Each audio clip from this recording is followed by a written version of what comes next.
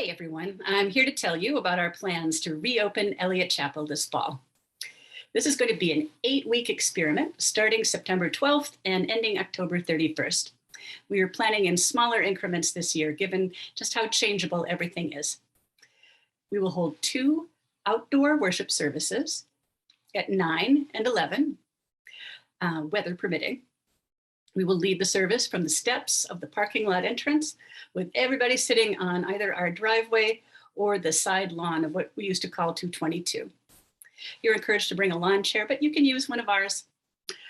We will require masks for everyone ages 5 and older, and people will sit in pods. We'll have the space will be marked off, sort of like a checkerboard grid on the grass, with our accessible parking spots converted to wheelchair pods.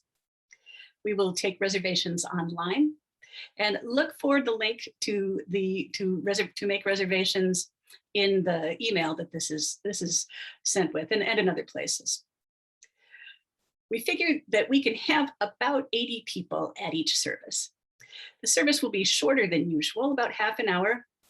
And I should let you know right now that for the moment, we are not going to be singing in the service. I know. But we will have the services be spaced further apart to allow more time for us to socialize and play together. At both in-person services, we will require adults and teens to be vaccinated. And at both services, we will welcome children. Both the staff and the Board of Trustees have endorsed this plan, and I thought it would be helpful for you to know just how we got here. Well, I got a lot of input from our reopening team, which includes a doctor of internal medicine and someone with master's degrees in public health and infectious disease, as well as mothers of young children and a retired member of our congregation. When we first saw that our plan that we put out in July, the plan to worship indoors, we saw that that had become more dangerous with the Delta variant. We had to consider other options. So we thought about staying virtual, but virtual services were taking a toll on morale at Eliot Chapel. We could see that. There were fewer and fewer people tuning in, folks were drifting away, and we knew that something had to change. We heard the suggestion of having only vaccinated adults and youth in our building. A few other UU churches are doing this. It was only going to be for a while, so I considered it. But when I spoke to our board, it was immediately apparent the loud message of unwelcome that would convey and the hurt that would follow. So I had to dig a little deeper. Now, we are blessed with a beautiful outdoor space to hold worship and to visit with each other and to play. And summer in St. Louis is kind of a beast, but the fall is lovely. So the medical and public health experts on our team suggested the conditions under which we could hold worship in that space and still be safe. And so we formed the plan that I just outlined.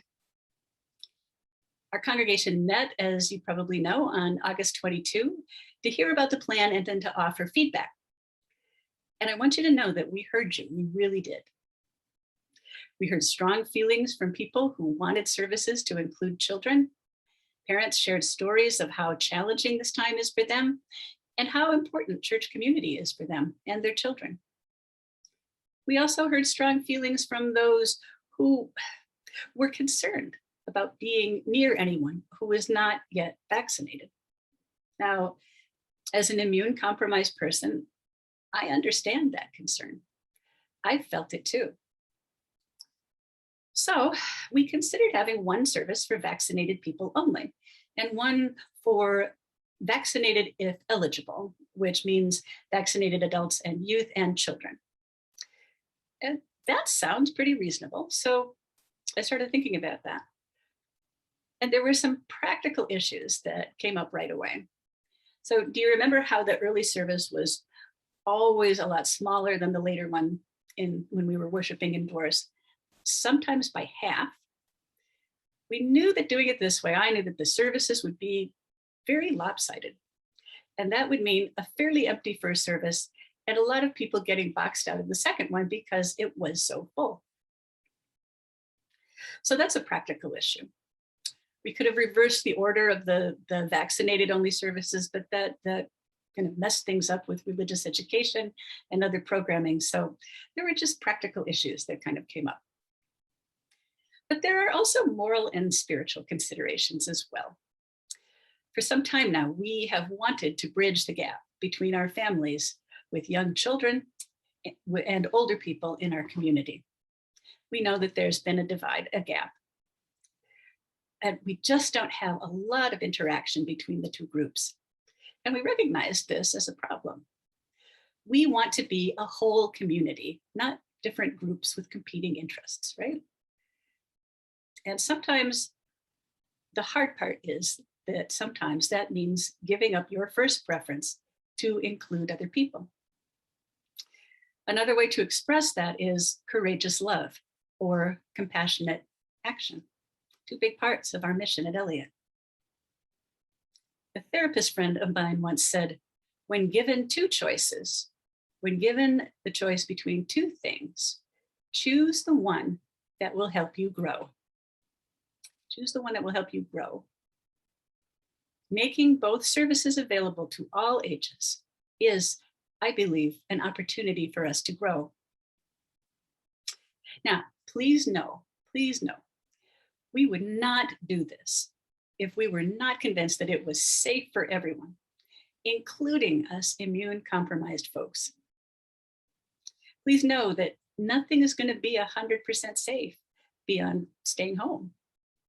Vaccinated people can transmit the virus to other vaccinated people, visitors, and maybe some of our members and friends will inevitably come to the wrong service.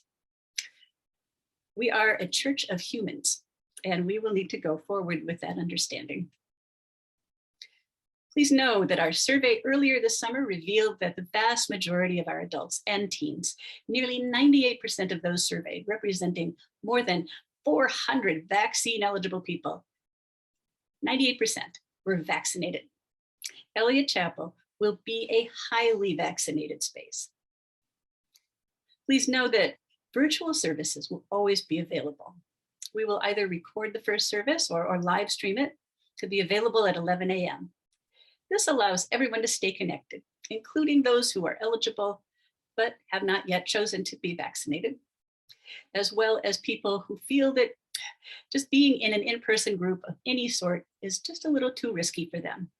We want to include you, and this is the best way that we know how. Please know that we will be responsive to the weather. If it's rainy, too rainy or hot or too whatever, we will put the word out and have a virtual service that week. And please know that we are going to need a big, mighty Sunday morning crew to pull all of this off. I would urge you to contact the church office to volunteer if you can. And please remember that we're going to have to keep being adaptable. We're only going to plan for a few months at a time, and sometimes conditions will change even in that short window. Around October 1, we're going to see how the St. Louis region is doing with risk levels, and we will make plans for November and December. So there is a reasonable chance that we will need to go back to having services online for part of the church year. You know, as kids go back to school, as people spend more time indoors, we will likely see rates of infection go back up.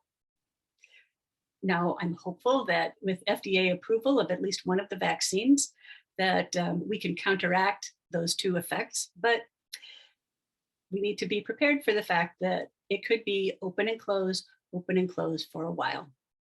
And we're just going to need to learn how to roll with it, aggravating as it is. And always remember, this is an experiment. We need to have the mind of experimenters. We need to value our mistakes and value what we learn and adapt as we go. I so look forward to seeing you again. Take care, everyone.